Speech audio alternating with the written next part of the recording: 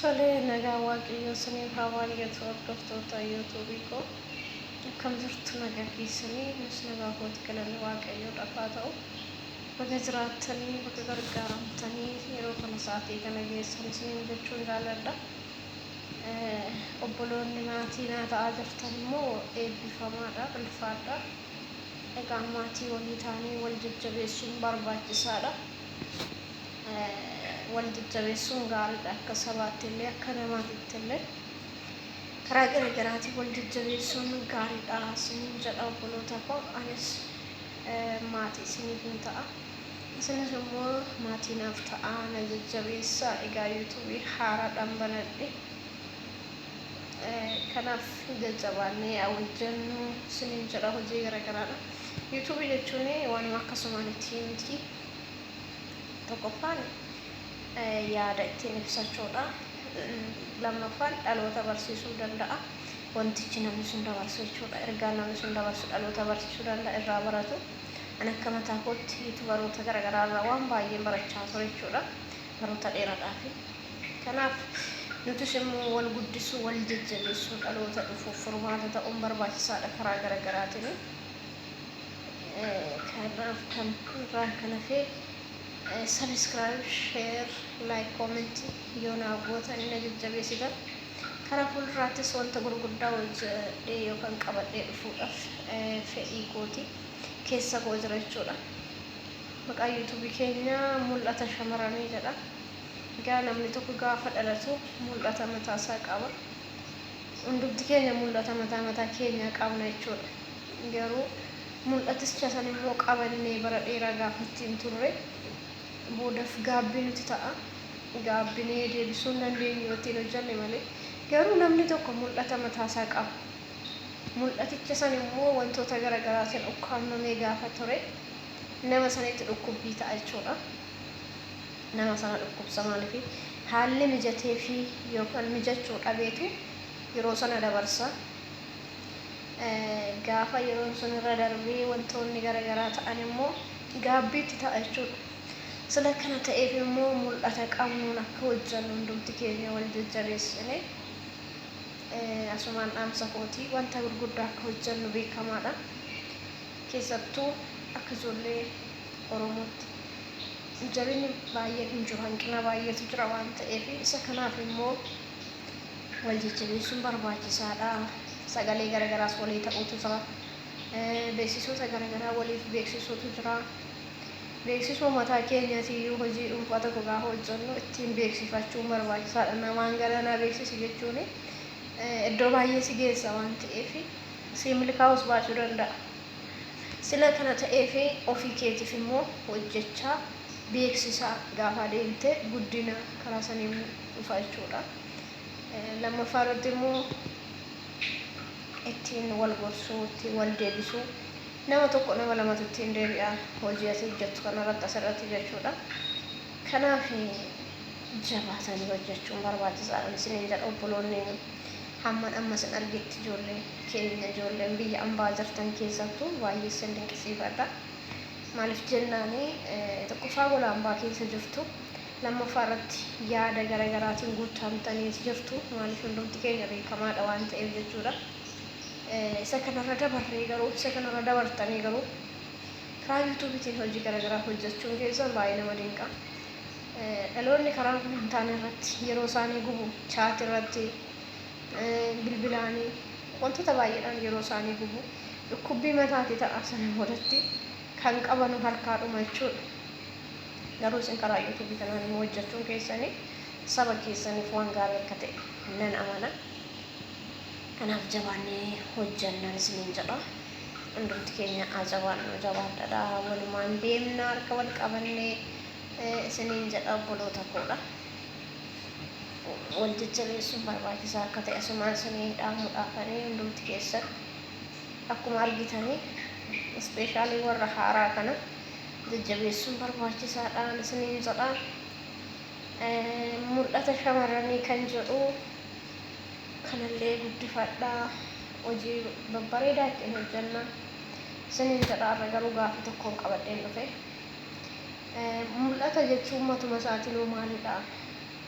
mul'ata jechuun maal jechuudha?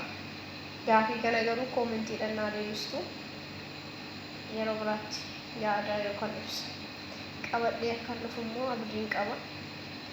Kanaaf mul'ata jechuun maal jechuudha? Namni tokko erga dhalatee mul'ata qaba jedheen jira. Yeroo dhalate mul'ata wajjin dhalata namni.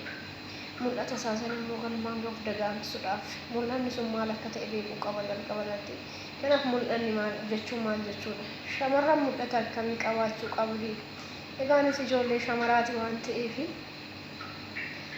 ijoollee dheeraa sasseessa jirtu garuu ijoollee shamaraati kan jirtaa jira. Mul'ata jechuun mul'ata shamarranii maaliif cunqursaan duubatti hafuun qorumsa garaagaraa kufaatii garaagaraa keessatti kan hafuuf shamara baay'inaan barattee barnoota ishee galmaan geessu hojjettee hojii ishee baay'ee galmaan geessu dhaloonni milkaa'uu kan ta'e dhaloota muraasadha shamarran keessa kan qubaan lakkaa'amanidha namoota milkaa'uudha kan jedhame milkaa'anii jiru kan jedhame beekamu jechuudha. Kanaaf shamarri baay'inaan dhabamtee miti garuu milkaa'uu irratti hanqina waan qabduuf kanaaf shamarran mul'ata akkamii qabaachuu qabdi? Yoo qabaatte hanga eessaa deemuu qabdi? Mul'ata yoo qabaatte hanga eessaa deemuu qabdi? Mul'anni ishee suni hanga eessaa ishee oofuu danda'a? Isa kanallee gaafii dhumachuudha. Milkaa'ina argamsiisuuf maal gochuu qabdi? Shamarri tokko milkaa'ina argamsiisuudhaaf maal gochuu qabdi? Milkaa'uudhaaf wanti ishee barbaachisu maalidha? Maal gochuu qabdi? Akkamittiin milkaa'uu qabdi? Karaa kamirraa deemtee milkaa'uu qabdi? Yeroo baay'ee dubartoonni yookaan shamarranii harka namaa jala jiraatu. Harka namaa eeggatu, harka maatii eeggatu, harka abbaa warraa eeggatu. Bakka harkuma namaa jala eeggachuudhaan darbu jechuudha. Kanaaf harka namaa sana jalaa bahuudhaaf immoo hanga eessaa deemuu qabdi? Milkaa'ina argamsiisuuf maal gochuu qabdi? Akkamitti tattaafachuu qabdi? Maaliif jennaan sammuu gahaa qabdi shamarri tokko sammuun ishee guutuudha. Yoo ittiin hojjette galma gahuu dandeessi, karaa dheeraa deemuu dandeessi, milkaa'uu dandeessi walqixxa dheeraa jechuudha. Kanaaf isa kanarratti immoo hanqinoonni baay'ee waan jiraniif hanqinoota baay'ee waan argaa jirruu fi har'umallee hin hafne hin kaleessanitiifi har'umallee hin hafne tokkoffaa ofii dhufsa kaalutu jira. Lammaffaa irratti immoo hacuuccaan garaagaraa jiraachuu danda'a. Isa kana keessaa ba'uudhaaf immoo maal gochuu qabdi?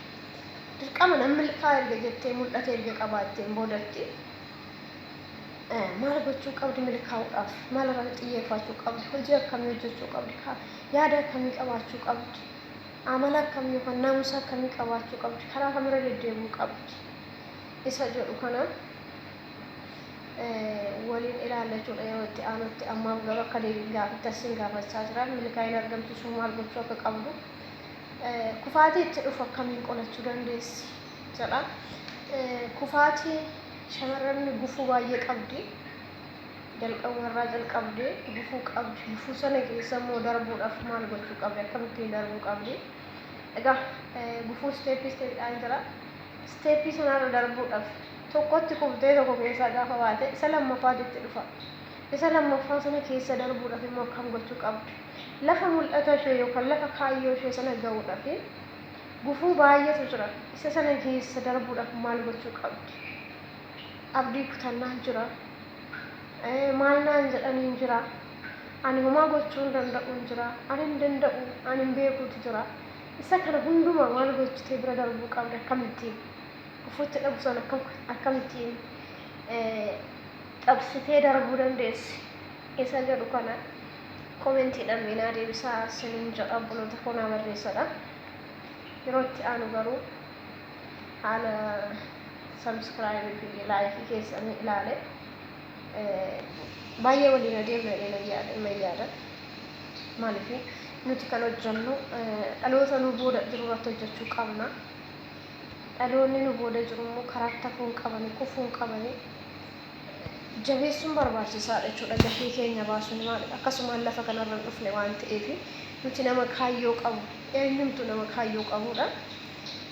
Kanaaf dhaloonni dhufu nu duuban dhufu kun immoo kaayyoo isaaniitti cichanii akka adeemanii jabaatanii akka adeemanii isaan kana immoo hamma danda'amaa ta'e namni tokko tokkorra yoo jiraate wal gorsa waan ta'eef maaliif fakkeenyaaf gufuun nama keessa darbee dhufee jiraachuu danda'a.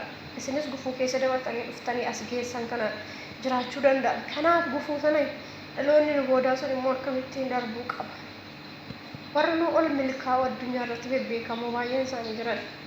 Isaan suniin akkamittiin darbanii as ga'an. Isa jedhamu kana irratti xiyyeeffannee dhaloota booda irratti hojjechuun barbaachisaadha. Isiniin jedha obboloota koo. Akkasuma warra dhiiralleen dhaloota jajjabeessuu qabdu, keessattuu ijoollee dubartootaa yookaan shamarranii jajjabeessuu qabdu. Bara kana keessatti immoo wal kuffisaa gufuu walitti ta'a. Karaa wal qabaa kan deemu numa mataa keenyadha. Kanaaf obboleessi obboleettii gargaaruun dirqamaadha. Kanaaf obboleettiin immoo obboleessa gargaaruun dirqamaadha. Karaa kamiin jechuudha daandii milkaa'inaatii fi karaa gaariittis wal gorsuu, karaa gaariitti wal deebisuu, jireenya walii akka miidhagu taasisuu. Maaliif bara kana keessa baay'ee namni tokko akka kufee jiraatu barbaada dhaloonni baay'een. Kufuun gatii nuuf hin qabu. Obboleessi kee gaafa kufe hin jaalatin, obboleettiin kee gaafa kufte hin jaalatin, ittiin kolfeen duuba deemtee waa'ee hin baasu waan ta'eef jechuudha. Cubbuudhas dhumaasiif hin godhu. Maaliif obboleessa akka mataa keetti jaaladudha sagalee Waaqayyoo keessattis waan ta'eef obboleessa keenya jaalachuun barbaachisaadha. Obboleettii keenya jaalachuun barbaachisaadha. Walii keenya jaalachuun barbaachisaadha. Guddina walii keenyatiif immoo furmaata ta'uun barbaachisaadha malee walirratti kaanee akkufaatii walii leellisuun gaarii miti. Numaafiyyuu gaarii miti. Guddina keenya karaatti qaba waan ta'eef maaliif inni nu uume immoo nu arga nuti gaafa jallina hojjennu miti gaafa jallina yaadnu jechuudha. Kanaaf jallina yaaduu hin qabnu, jallina hojjechuu hin qabnu. Kanaaf wal jajjabeessuun barbaachisaadha. Isiniin jedha obboloota koo. Harka wal qabannee wal jajjabeessinee lafa kaayyoo keenya ga'uun baay'ee gaariidha. Yaa kaayyeeffannu, yaa hojjennu, galmaa geenyu. Dhaloota nu duubaan dhufanis immoo yaa tumsinu, yaa ijaarru. Walii keenya isiniin jedha. Oolmaan immoo oolmaa gaarii isiniif haa ta'u. Egaa yuutuubii koo kana immoo sabiskiraayib naa godhaadha. Na jajjabeessaa. Haaraadha waan ta'eef liivii har'aan dhufe natti fakkaata.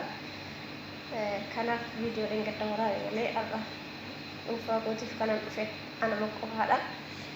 Kanaaf na jajjabeessaa isiniin jedha obboloota koo. Egaa yuutuubii kana immoo kaayyoosaa booda isinitti himuu danda'a yoo gaafa jabaate gaafa milkaa'e jechuudha.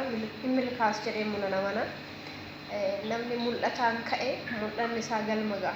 Kanaaf mul'ataan dhufe waan ta'eef mul'ata shamarraniiti waan ta'eef mul'ata nama hundaa ta'ee mul'ata immoo booda irratti jechuudha. Kaayyoosaa isinitti himuu barbaada booda irratti waan ta'eef na jajjabeessaa. Obboleessota keessaniif illee sheer naaf godhaadha. Like, comment naaf haa godhan, subscribe naaf haa godhan. Isiniin jedha eebbifamaa oolmaa gaarii.